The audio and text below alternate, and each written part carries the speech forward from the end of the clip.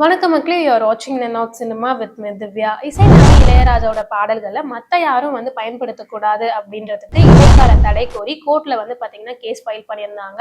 அதுக்கு கோர்ட் என்ன சொல்லியிருந்தாங்கன்னா, ஒரு பாடல் அப்படின்றது ஒருத்தருக்கு மட்டும் சொந்தமானது கிடையாது. ஒரு நல்ல பாட்டு அப்படின்றது அந்த பாட்டோட இசை வரிகள் பாடினவங்க அப்படின்னு எல்லாருக்குமே சொந்தமான ஒரு விஷயம்தான்.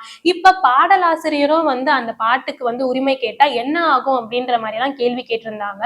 இந்த விஷயம் ரிலேட்டடா பாத்தீங்கன்னா ரீசெண்டா நடந்த ஒரு ஈவென்ட்ல கவிப்பேரரசு வைரமுத்து இசைஞானி இளையராஜாவை மறைமுகமா சாடி இருந்தாரு. அவர் என்ன சொல்லியிருந்தாருன்னு பாத்தீங்கன்னா, சினிமால இசை, ஒரு நல்ல இசை, அதுக்கப்புறம் நல்ல பாடல் வரிகள், இது எல்லாமே சேர்ந்துதான் ஒரு நல்ல பாட்டை உருவாக்க முடியும்.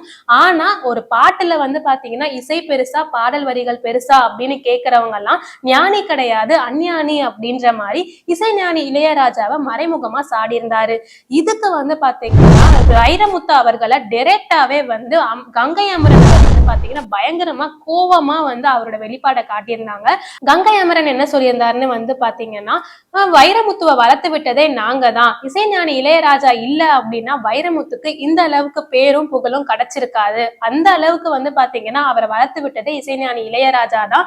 அதை எல்லாத்தையுமே மறந்துட்டு நன்றி விசுவாசம் இல்லாம இருக்காரு வைரமுத்து அப்படின்னு சொன்னது மட்டும் இல்லாம, வைரமுத்து ஒரு நல்ல பாடல் ஆசிரியர் தான், ஆனா அவர் ஒரு நல்ல மனுஷனே கிடையாது.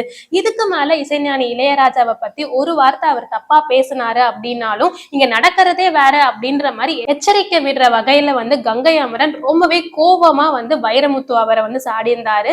இந்த விஷயத்தெல்லாம் பார்த்த ஆடியன்ஸ் பாத்தீங்கன்னா இந்த போஸ்ட் கீழே தனுஷை வச்சு இளையராஜாவோட பயோபிக்க எடுக்க இருக்காங்க, அந்த படத்தோட கிளைமேக்ஸ் கிடைச்சிரும் போலயே அப்படின்ற மாதிரி எல்லாம் கமெண்ட் பண்ணிட்டு இருக்காங்க. நீங்க இந்த விஷயத்த பத்தி என்ன நினைக்கிறீங்க அப்படின்றதெல்லாம் கமெண்ட் பாக்ஸ்ல சொல்லுங்க. இந்த மாதிரி ரெகுலரான அப்டேட்ஸ்க்கு மறக்காம சப்ஸ்கிரைப் பண்ணுங்க.